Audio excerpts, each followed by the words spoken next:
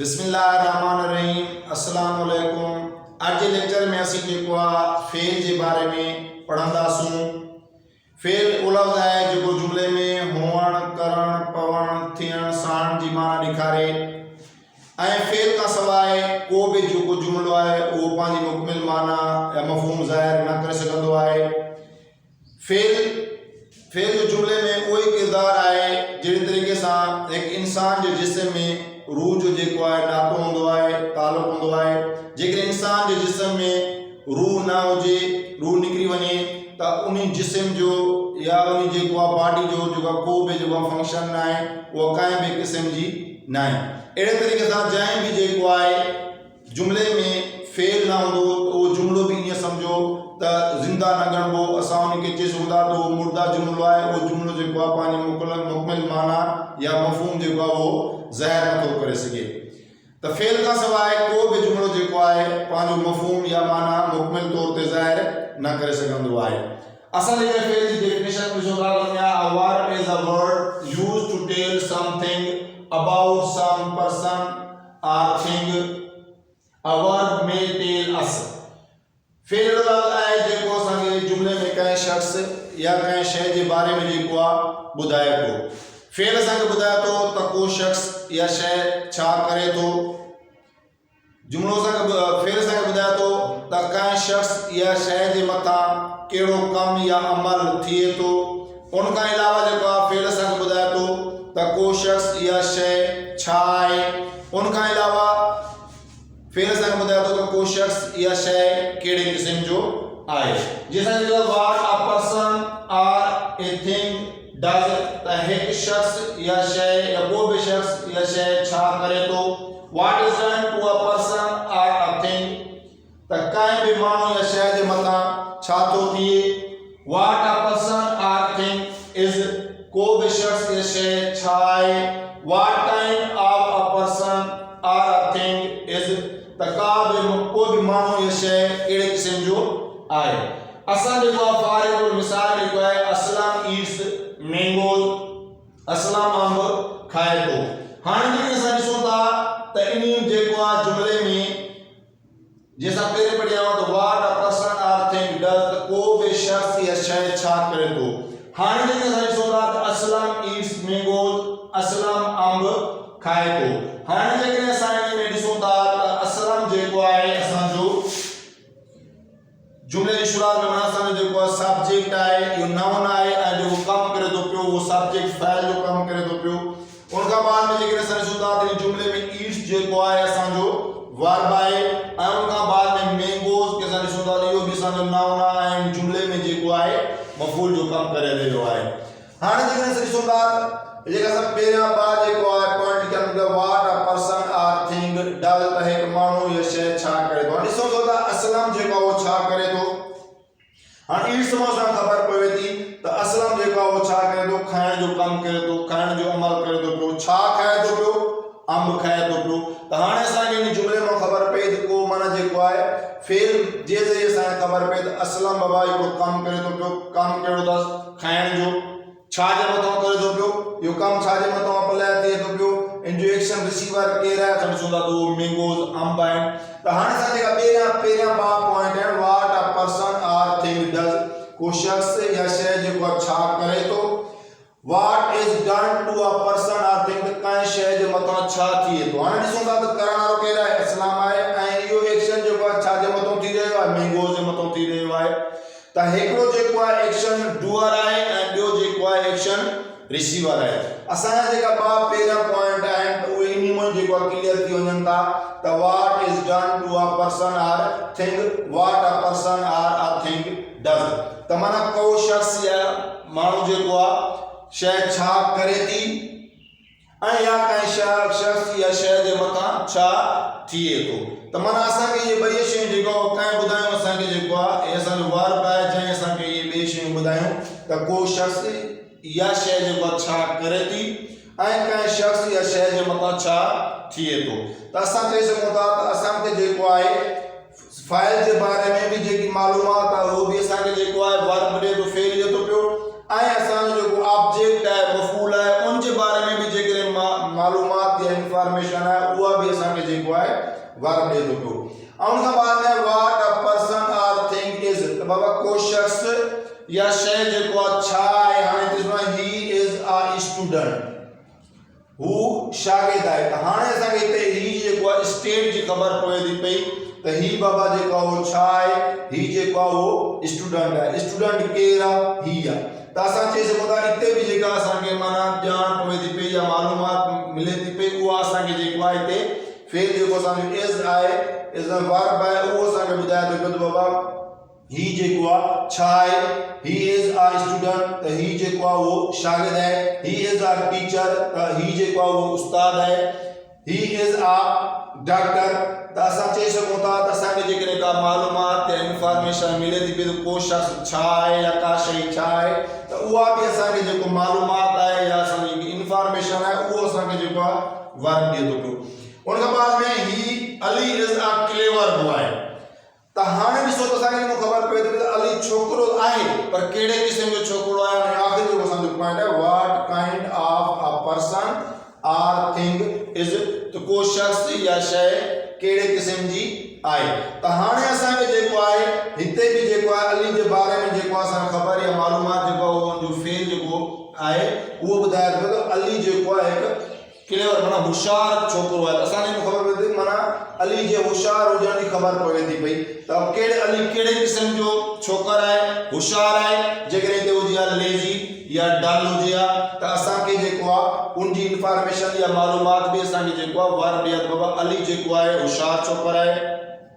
अली जेको वो सुस्त छोकर है, अली जेको डल छोकर है, या भी इंफॉर्मेशन जेको असा के वर्ब दे तो पियो। त हाने फेल जेको है फेल जुमले में जेको तमाम अहम किरदार अदा करे तो जेको असा के काई शख्स या शय के बारे में बुधाए तो त वो छा करे तो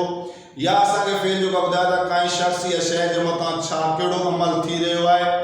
फिर असा के बुधाया तो को शख्स या शय जेको अच्छा है और उन का अलावा फिर असा के बुधाया तो का शख्स को शख्स या शय जेको केड़े किस्म जो है या सजी जेकी असा इंफॉर्मेशन या मालूमात असा के जेको है वर्ब में पवे थी। असा चई सको था त जेकरे जुमले में वर्ब आए तो वो जुमलो जेको है जिंदा है, जेकरे उन जुमले में वर्ब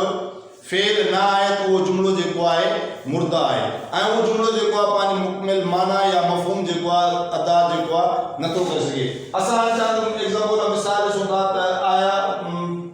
जेको असा यो कांसेप्ट बुधाण चाहूंगा बा वो केतरे हद तक जेको सही है। हां फर्ज को सा के जुमलो लिखूंगा I eat meal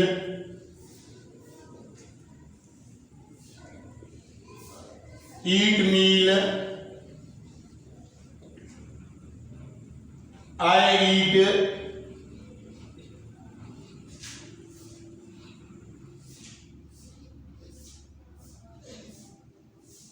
I meal। हाने से देखो आए एक बार ट्रे चार पंज असा इधर पंज जुमले लिखा है। पंज जुमले में सारे सुनात है असा सिर्फ देखो आए एकड़े जुमले में देखो फेल ना लिखो बाकी जेका असा चार जुमला है उनमें असा देखो आए फेल के शो कयो माना फेल जेको असा में लिखा रयो। हाने जेकरे सारी सुनता आई ईट मील मा मानी खाया तो त इनी में फाइल भी आए फेल भी आए मफूल भी आए। तो माना यो जो जुमलो है पानी मुकम्मल माना के जो है जाहिर जेको करे दो असा बे जुमले में देखो आए फाइल ना रखियो उनका बाद में फेल ए मफूल रखियो जे ईट मील मानी खा। तो असा जेको सा जे सामने मौजूद है सेकंड पर्सन जो यूथ और इस्तेमाल किंदो है असा के समझो असा जो के मुखातिब थी चोंदा ईट मील मानी खा। त हाने जेकरे में फाइल ना है तभी यो जुमलो जेको पानी माना के जेको वो जाहिर करे तो पियो मुकम्मल ना सही पर जेको आपको जना को जेको पानी माना के जेको शो करे तो पियो। उनका बाद में 3 नंबर जुमला है असा के उनके दिसोंदा आई ईट मा खाया तो हाने चवण मकसद यो है त को शख्स अचे तो जे पूछे छा तो कहे त चई सकोदा आई ईट मा खाया तो आई ड्रिंक मा पिया तो आई राइट मा लिखा तो। हाने दिसोंदा इन जुमले में फाइल भी आए या फेल भी आए लेकिन असा इन में जो मफूल ना रखियो तो ताई होंदे भी जेको है असा जो जुमलो जेको है को जना को जो माना है वो शो करे रयो है। ठीक है। उनका बाद